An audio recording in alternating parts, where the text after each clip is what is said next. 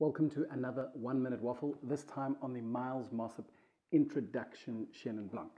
Now, Chenin Blanc may have come from the Loire in France, but South Africa, over the last 20 years or so, have managed to stamp their authority all over this bad guy. Not only are we the biggest producer of Chenin Blanc in the world, but we're also the producer of the most exciting Chenin Blancs in the world. Our kind of new world, rule-breaking disregard for tradition has given us a reputation of being a bit of a maverick on the wine scene internationally, and some of our most exciting winemakers have made their reputation producing incredible Chenin Blancs. In short, we have done for Chenin Blanc what Argentina did for Malbec. But why is Miles Mossop's Chenin Blanc and his entry-level Chenin Blanc particularly important? Well, Miles Mossop is kind of a big deal and has been for some time now, and yet he manages to avoid the limelight more than you'd expect.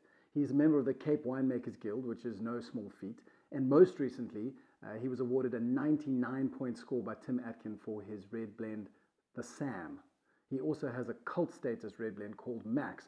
So previously, those red wines have been the ones that he have garnered in the most acclaim, but in my opinion, it's his white wines that you should really pay attention to, not least of all because of the value delivered.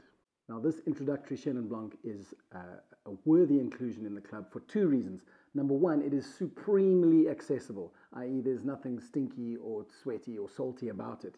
And yet, it also holds huge appeal for wine geeks who are into weird fermentation vessels and alternative vinification. Now, a part of this has been vinified in concrete eggs. Now, concrete eggs were first developed by Michel Chapoutier, a biodynamic winemaker, not least of all because they managed to achieve the same kind of micro-oxygenation effect as oak, but without having any of the flavors of oak. What's more, the rounded shape of the egg means that there are no corners where liquid can get trapped. Now, what happens is during fermentation, as the yeast gets to work, the temperature of the liquid where yeast is most active actually begins to heat up. In a tank, perhaps where there are corners, the flow of this liquid is impeded. But in an egg where it's round, that flow just keeps on going. In fact, it forms what's called a torus vortex.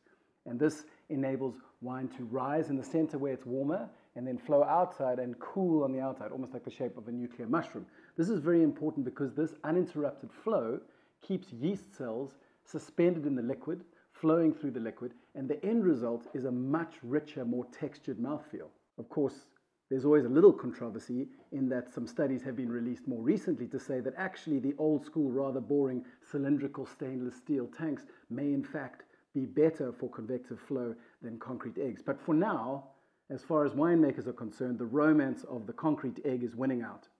But you will taste that texture when you drink this wine, and I'd even go so far as to say you taste a kind of flinty, mineral, gravelly note, which, now that you know it was made in a concrete egg, you'll swear tastes just like concrete dust.